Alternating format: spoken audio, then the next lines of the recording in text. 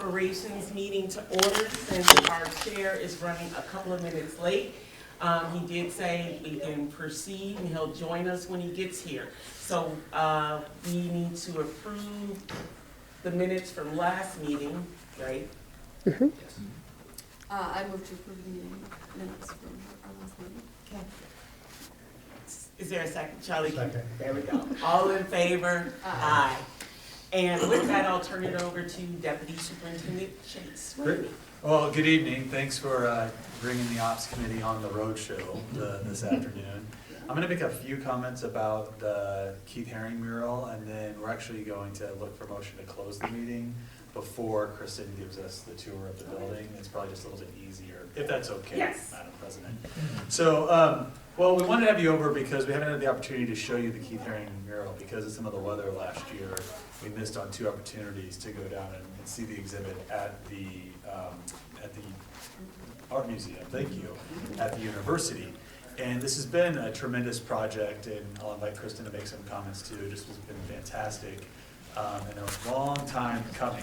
I think there have been a number of false starts before we were able to partner with Lauren from the museum to really get this underway last year. And the Haring Museum was very excited about doing this work with us. Their one stipulation was we loaned it to the university, but then it came back and found its home at Horn. And that was one of the challenges, because originally, as you can see, and please don't feel like you stay seated, you can come over here. The mural itself, when Keith did it, he did it in slats, excuse me, in like 3 sections. And then he screwed it directly onto the wall. And so one of the challenges they had was when we wanted to remove it, they were afraid that if they removed it, the painting itself, it was going to crumble and break. And so as you come near, when you get a chance, we didn't put double paned walls in the library. This is actually the old wall that we brought back and then had to affix to the new wall. And that's simply how they had to do it for engineering purposes. Anyone that hasn't heard me say this want to take a guess at the current weight of the painting? 2,500 pounds? Go 20,000 pounds. So math isn't my strong suit or conversions, but it's roughly just over 2 tons. So it weighs 2 tons. No, it's when it's 2,000. So they had to move it out, and then they had to bring it back in, and we did that over spring break last week. And so weighing at 2 tons, it's actually attached to the wall at 4 points. That base itself is attached to hold the weight to keep it up, and then it's attached in each one of the corners with weights. Go ahead. How'd you get it in here? They brought it through those doors. There's double doors right there. We worked with a company out of New York that preserves art on the high end to help do that. And so our guys were kind of support for the project. But they brought it through those doors and then reassembled it here where it's going to stay. And so Kristen can tell you a little bit more about the plans, but I believe our guys are going to come in and kind of cover that base to make it look a little bit more kind of not as Less industrial. That's industrial. industrial. If I'm a 5-year-old, Yeah. I'm trying to live there. I know, I'm crawl underneath it. Yeah. But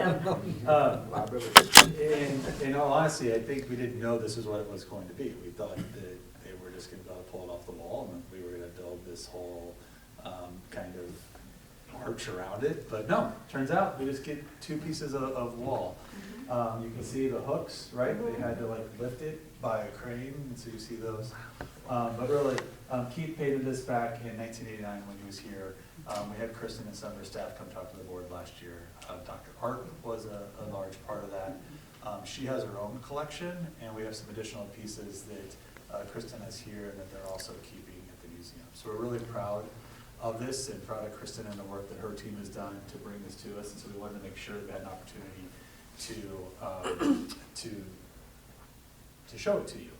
The big piece and the thing that I'm going to write on the board because we don't say it out loud for insurance purposes is the value of this.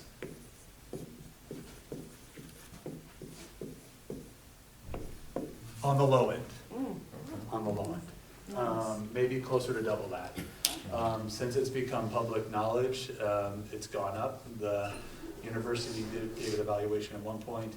The Herring Foundation gave it a valuation at a second point, and that is by far the low end of what they've valued this at. So we've worked with our insurance carrier, a number of the people to make sure, and they've said that's something you probably want to keep on the down low. But the Herring Foundation also said that it being here makes it more valuable than if it's at the museum or if it's at CFI, or even if they had it, because he standard it specifically for this school. And so it being here increases the value of that artwork to not only the community, but to the art community overall. So, Be quite a heist if someone tried to take that out. I know, right? It's, yeah, we'd have a real problem. That's about the extent of my knowledge on it, but I can answer any questions. If I'd be able to come up and take a look. There is a plexiglass covering on it. You can't tell. The other thing I'll tell you is the lights in here are rated, I'll look down so you guys knew I was looking, I was cheating, are rated at 242 lux, and in the fine art industry, lighting under 250 is really good for the preservation of art. So we're right at that upper edge of where we need to be. I'm not starring in the Thomas Crown Affair anytime soon. There's not going to be any art thievery in my future. But I bring that up just as an example that we went to that extent with the experts that we're working with to make sure that we're doing everything we can to keep it preserved in a way that it's going to be part of the Horn community for a long, long time to come.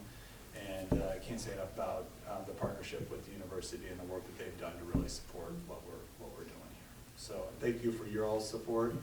Well, that's the value. Because of the generosity of the university and of the Herring Foundation, our cost, while not a small number, we only had to pay the bill to move it back from the museum here, which was still pretty significant. But when you look at that figure and just what it means overall, a very, very small piece, since we had a lot of generosity from a lot of partners to make this work.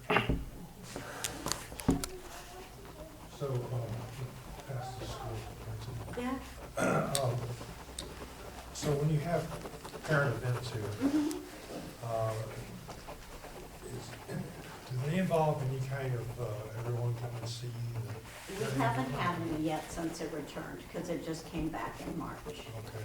So, yeah, I know there's been some talks about like if we'd ever do like open houses for community members to come in and see it, things like that. Okay. That was Great. kind of, working it. It was an incredible project. I can tell you just a little bit about the history of it, that our art teacher met Keith Herring through an artist in residence through the University of Iowa, where we took students over, and she became friends with him, and they developed, just a relationship, and so then she asked him if he'd ever come do a mural, and he was just starting in his career, and the PTO actually paid for him to fly here and paid for his hotel, and he sat in our old library, which was, we had a well, and so this was kind of on the wall, and then it went down, and the kids would come in, and he'd just be painting, and he'd ask them, what do you want me to paint? They'd be like, a fish, and he'd do a character of a fish and just put it on there. So it was a really interactive project between the students and him, which was remarkable.